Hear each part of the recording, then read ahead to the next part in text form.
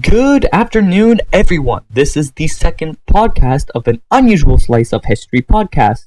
For those of you who are new or may not remember me, I am your host, Dmitry Yukolov. Pleasure as always. Last podcast, we talked about the Russian Revolution and Canada's involvement in it. Today, we'll be discussing the city of myths, the place of legends, the ancestors of Rome, and the biggest villains of Mycenaean Greeks, according to Homer's text, other than some vegetable gods. Thanks, Poseidon. You all know who I'm talking about. The ones who got tricked by a wooden horse? Troy. Other names may include Hisarlik in Turkish, Ilios in Homer's text, Ilion in Greek, and Ilium in Roman. But now, this isn't the time for semantics on what Troy's actual name was, because we'll be discussing in detail the real Troy located in the site of Hisarlik in northwestern Anatolia, or Turkey, as most people now know it. While it is the site of the almost universally accepted Troy, while the layout of the city and the location seem to indicate that this is the mythical city spoken in Homer's Iliad and Odyssey, there's still some debate on the topic.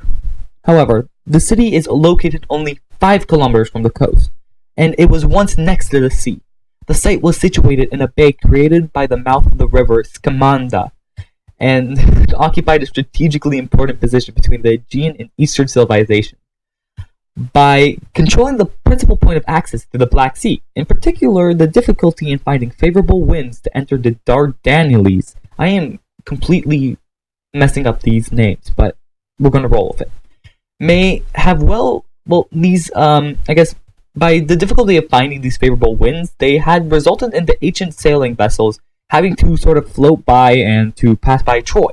Of course, this meant the ancient Trojans could tax the passing vessels, and the booming economy due to trade and due to ships coming by, caused Troy to become the most important ancient Bronze Age city in the northern Aegean, reaching the height of its prosperity in the Middle Bronze Ages, apparently. Contemporary with the Mycenaean Greeks on the Greek mainland and the Hittite Empire to the east. This ancient and revered city was lost to time after its destruction multiple times by either the Anatolian civilizations or by the Greeks themselves. It was lost to time until in 1822 an archaeologist by the name of Charles Maclaren suggested that this was the site of the Homeric Troy. But for the next 50 years, his suggestion received little attention from the classical scholars, most of whom regarded the Trojan legend as a mere fictional creation based off myth, not history, and they could have been right. There seems to be no proof of this site being the ancient city until, in multiple expeditions going from 1855 to the early 2000s, they found enough convincing evidence that this was the ancient city. I'm not an archaeologist. This is what the archaeologists believe that is the main city of Troy, and I'm going to stick by that. Anyway, the ancient city of Troy seems to have 4,000 years of history. Its extensive remains are the most significant and substantial evidence of the first contact between the civilizations of Anatolia and the burgeoning Mediterranean world. Studies have revealed that the 100-foot-high mound, which is considered to be Troy, contains not just one, but 9 separate cities, 9 Troys, each built over the ruins of the one before. Today's archaeologists consider Troy 6, the 6th one counting from the top, to be the likeliest candidate for Homer's Troy. This city dates from about 17,000 to 1,250 BC. And its citizens lived in dynamic times. The ruins seem to also have a citadel in the lower town. These included 23 sections of the defensive walls around the citadel, 11 gates, a paved stone ramp, and the lower portions of 5 defensive bastions. Those are some insane defenses for a city during this time period. Those archaeological remains date for the most part from Troy, the 2nd Troy city, and the 6th Troy city. However, a section of the earliest wall from Troy, the 1st Troy, survives near the south gate of the first defenses, and in the last 15 years, it has become clear that a lower city exists south of the mound in all prehistoric periods and extend to the late Bronze Age. So we might not even know how long this city has existed for. It's bonkers, it's wild, mind-boggling. Now, this is impressive. It's an impressive city, no doubt, full of glamour. However, the city soon fell into decline and was soon very depopulated in the late Bronze Age. Of course, yet again, due to probably destructions, famines, and the late Bronze Age collapse. However, there is evidence that the site was populated throughout the Bronze Age collapse, but the settlement did not return to a level of significant development until the 8th century BC. Ancient Troy was never forgotten, though. The Persian king Xerxes is said by Herodotus to have sacrificed over 1,000 oxen at the site prior to his invasion of Greece, and Alexander the Great also visited the site before his expedition in the opposite direction in order to conquer Asia from the Persians. Irony. It is kind of ironic, actually, if you think about it. The Persian king sacrificed at the same place that he wants to conquer Greece, and the Greeks sacrificed at the same place to conquer Persia. Well, that's how life works. And later on in history, a Doric temple to Athena was constructed in the early 3rd century BC, along with new fortifications under, I'm going to mess up this name so badly, Lysimachos, who lives around 301 to 280 BC.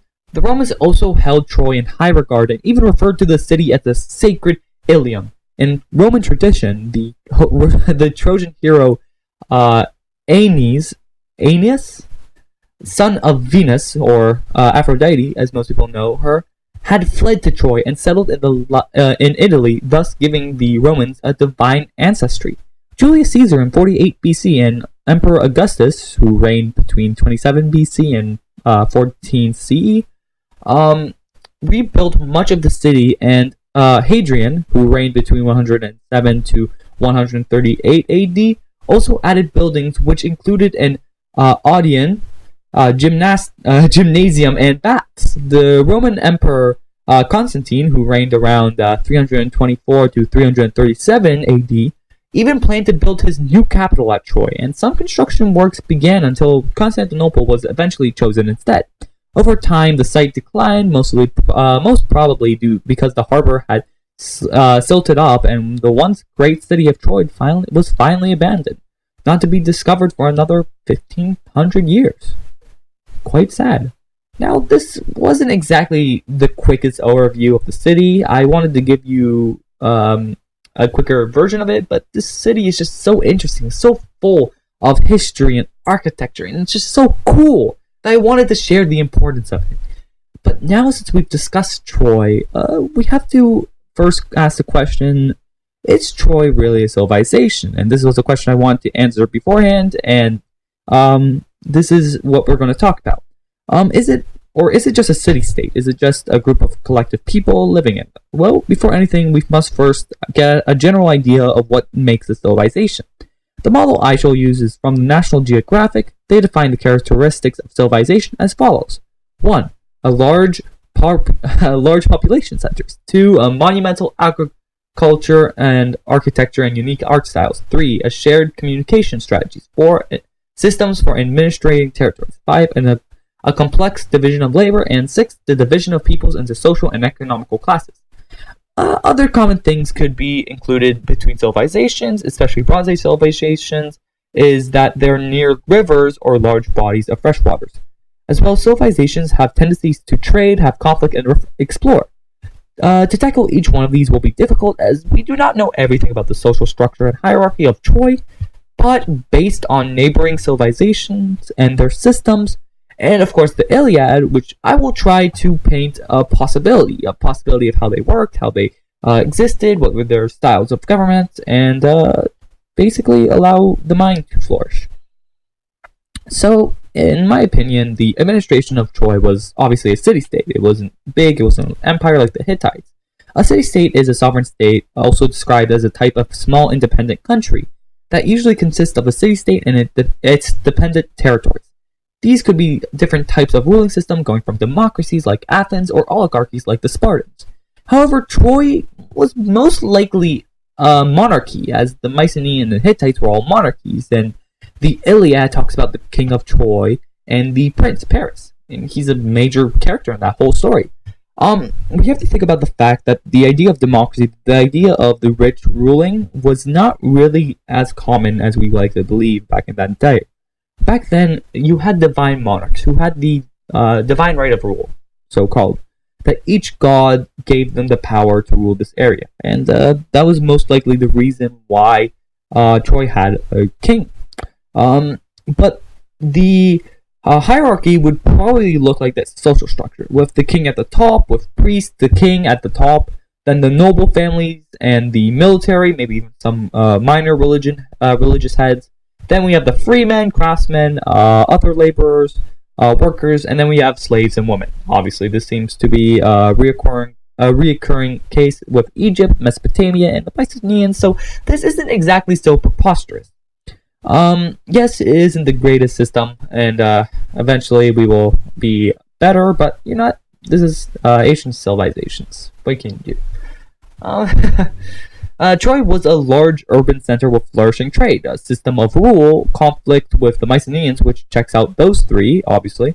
Next, Troy was located near the river Scamander, which provided fresh water and agriculture, a surplus amount of food, which allowed for more complex societies to form, and technology to be developed and progressed, and class specialization to form. This is the framework of a civilization. For instance, the Mesopotamians had a writing system where the scholars were one of the most important people. They're like knights, medieval knights. They were very expensive to train. They were very important to civilization to work. And if you lose them all, you start to have a terrible time, which happened in the Bronze Age collapse, where suddenly the written word just vanished out of existence for like 200, 300 years. That was a fun period of time that we all remember. Or we don't, because there was no written text of it. There's also many monuments to Troy, like the Doric Temple to Athena, or the Great Walls of Troy and the Citadel. There is also evidence of infrastructure with a distinct art style. If you look up the treasures of Priam, artifacts found in Troy by our little friend, what's his name? Sorry, I'm trying to... Yeah, Charles McLaren. Right. Who could forget Charles McLaren? The most memorable name. No, but they are quite beautiful treasures. It might be headdresses, and he has this picture of his wife with the I guess the artifacts found down. There is some mud between the actual artifacts, whether or not they're actually legit. But so far, we seem to agree that they are. So that's what I'm going to say. They are real. So they also seem to have aspects of a complex civilization, from hierarchy and class to social order. They also had specialized working, specialized jobs.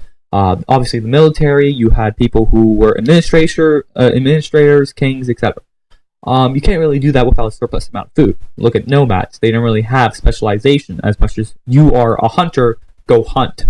They didn't have infrastructure. They didn't really live near fresh. Well, okay, obviously you have to live near a fresh body of water, or else you can't really survive that long. But they didn't really exactly build as much. Look at the Mongols. Basically one of the greatest kingdoms to exist, but is it really a civilization? Maybe a little bit after they conquered the Chinese and the Persians and all the other people who actually were stationary. Then maybe, yeah. But when they were beginning, not really. But that was off topic. Anyway, all of them are very much indicators and good identifiers of a civilization, especially the fact that Troy was a large urban center and it had large amounts of infrastructure to help it progress and administrate all of its territories, very small, very local territories. The idea that the Trojans had this large infrastructure network and these roads that might have connected their little villages to the central hub is probably the reason why it was so quickly able to have such flourishing trade and such flourishing economy, because Troy could focus on trade and taxing the ships that were passing by, while the other smaller villages could have focused on surplus of food.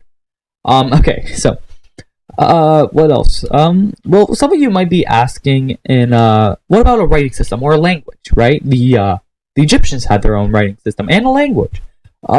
The Mesopotamians had a writing system, a language, and a numeral system. What about the Trojans?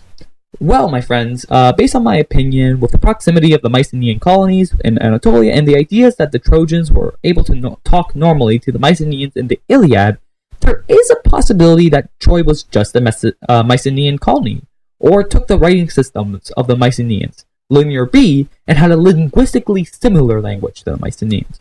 This might be the reason why Troy was able to have such deepening trade relations. Of course, this is an exact idea. It might completely be false. That's just my own opinion.